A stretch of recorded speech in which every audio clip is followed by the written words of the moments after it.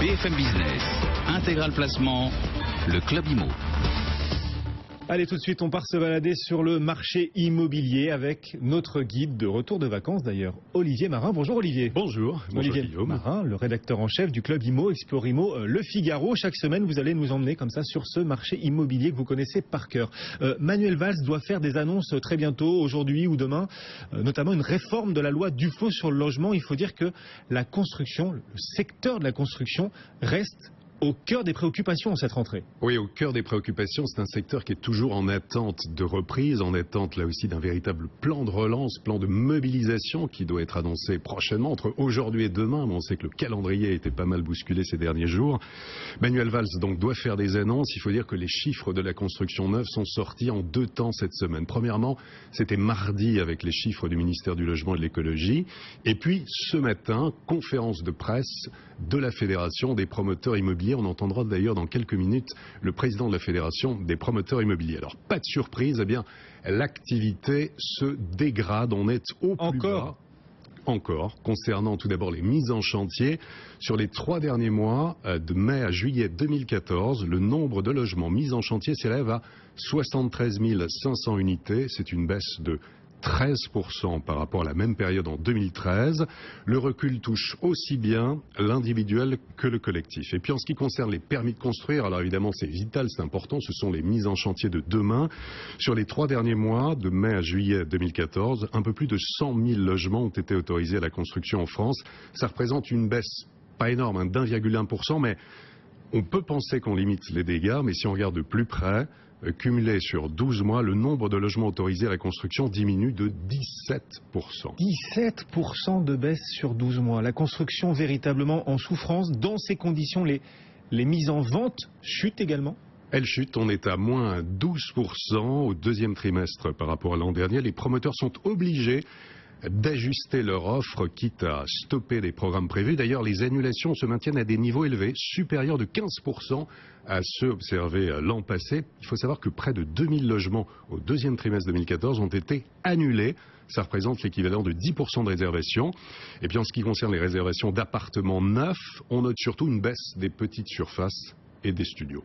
Et du coup, comment les prix de l'immobilier évoluent-ils, Olivier ? Alors, c'est paradoxal, on peut dire que depuis mi-2012, en fait, il n'y a pas véritablement d'évolution. Il y a une sorte de stabilisation des prix. Dans le neuf, le prix de vente moyen, un appartement, c'est 3 800 € le mètre carré en France, avec évidemment des écarts importants selon les régions, de 2 700 € par mètre carré en Lorraine, en Bourgogne et dans le Limousin, jusqu'à 4 500 € par mètre carré en moyenne en Ile-de-France. Les plus fortes baisses comprises entre 3 et 6%, ce qu'indiquaient ce matin les promoteurs immobiliers, concernent Rouen, Tours, Clermont-Ferrand, Nîmes, Le Havre et Saint-Malo. Et à l'opposé, des hausses sont des indicateurs tout de même intéressants, entre 2 et 5% en Ile-de-France, à Nantes, Orléans, Montpellier, Angers, Grenoble et Nice. Ça, ce sont les prix des appartements. Les prix des maisons reculent encore plus ? Ils reculent encore plus. Et puis un secteur qui plonge littéralement à marché. Les réservations à la vente des maisons individuelles ont diminué sur un an de 23%. Bon, du coup, il y a urgence à relancer le secteur immobilier. Manuel Valls va donc faire des annonces aujourd'hui ou demain. La situation est vraiment grave en cette rentrée ? Oui, on a de moins en moins d'acquéreurs, des investisseurs en fait qui désertent, des mises en chantier en baisse, des permis de construire en recul. Voilà, moins de 300 000 logements neufs par an contre un objectif initial de 500 000. On attend donc ce plan de relance. Une cinquantaine de mesures de simplification avec la réduction de normes notamment vont entrer en vigueur. Il y a évidemment la mobilisation foncière. Tout ça, ce sont des bonnes intentions de trouver des terrains constructibles. C'est très bien, mais les professionnels disent OK, mais bon, on attend un calendrier. Et puis ça ne portera ses fruits qu'à moyen ou long terme. Des mesures plus concrètes pourraient dynamiser le marché. Alors il y a 2 segments, l'investissement locatif et la primo-accession. Pour le prêt à taux zéro, très attendu, il sera, ça c'est sûr, étendu pour les primo-accédants, plus avantageux pour les jeunes ménages. À partir d'octobre, à partir du 1er octobre, donc exemple, à Toulouse, un couple avec un revenu de 2 500 € par mois qui souhaite accéder à la propriété, il pourra emprunter 49 000 € à 0% d'intérêt au lieu de 43 500 € aujourd'hui. Et puis de nouvelles zones comme Saint-Étienne seront éligibles et le gouvernement espère passer de 40 000 à 70 000 PTZ par an. La mesure donc effective au 1er octobre. Et puis pour l'investissement locatif qui intéresse bien sûr en premier chef les les investisseurs et ceux qui regardent et qui écoutent Intégral Placement. Alors, on est certain qu'il y aura un bonus fiscal pour les investisseurs qui mettent en location un logement neuf plus longtemps, au-delà des 9 ans, et donc la réduction d'impôt sera supérieure aux 18%.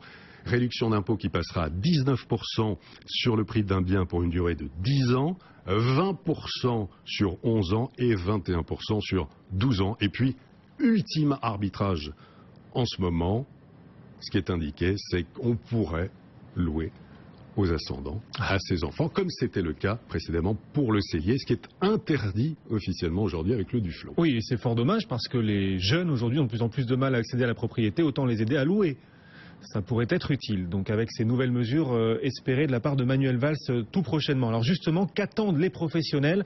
Vous receviez ce sujet cette semaine au Club Imo Explorimo Le Figaro, le président des promoteurs immobiliers de France. Oui, François Payel, donc qui tenait ce matin à sa conférence de presse de rentrée, donc je l'ai eu hier en interview. Pour lui, la panne de la construction se confirme, ce qui conforte le plan de relance annoncé. Alors maintenant, dit-il, il faut des véritables mesures très très fortes, il ne faut pas de demi-mesures. Pour l'accession à la propriété, il milite pour la mise en place d'un prêt de primo-accession sur 25 ans à taux préférentiel. Et pour l'investissement locatif, il demande des mesures incitatives concrètes. Comment redonner confiance aux investisseurs? Question posée à François Payel. On l'écoute tout de suite. Il faut déjà que le dispositif permette de louer aux ascendants, aux descendants. On en parle beaucoup depuis quelques jours, mais je pense qu'il faut absolument le faire. La deuxième chose, c'est qu'à partir du moment où on considère que le logement est une chose qui devient urgente et une priorité nationale, eh bien je pense qu'on peut considérer que les investissements dans le logement sont éligibles non pas au plafond des niches de 10 000 euros, mais au plafond des niches de 18 000 euros.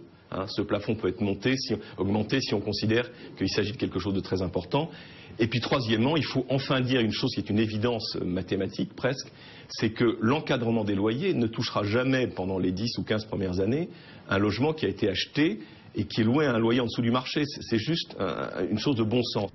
Voilà François Payel, le président de la Fédération des promoteurs immobiliers. Interview qu'on peut retrouver en ligne et en intégralité. Vous en avez l'habitude sur lefigaro.fr ou sur explorimo.com. Olivier, dans ce contexte de secteur en crise, les taux de crédit, fort heureusement, restent au plus bas et continuent même de reculer? Heureusement, c'est ce qui permet de tenir le marché pour ceux qui sont en capacité d'acheter. On a encore les derniers baromètres, heureusement. On sait que c'est pas éternel, ça va pas durer tout le temps, mais bon, voilà. Pour ceux qui sont en capacité d'acheter, il faut en profiter.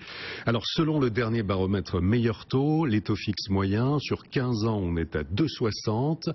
Taux fixe moyen sur 20 ans, 2,95 et taux fixe moyen sur 25 ans, 3,25%. Ça, ce sont pour les bons dossiers, des taux fixes hors assurance. Pour les meilleurs dossiers, on peut obtenir des prêts encore plus intéressants, évidemment. Voilà, les taux immobiliers à de nouveaux plus bas historiques en cette rentrée, qui pourraient d'ailleurs continuer de reculer. En tout cas, quand on sait qu'ils sont indexés à l'OAT française et qu'on voit l'OAT à de nouveaux plus bas aujourd'hui, on se dit qu'en effet, il y a peut-être encore un petit peu à gratter sur ces taux immobiliers. Et pourquoi pas, renégocier son taux de crédit pour ceux qui ont acheté il y a quelques mois. Merci Olivier.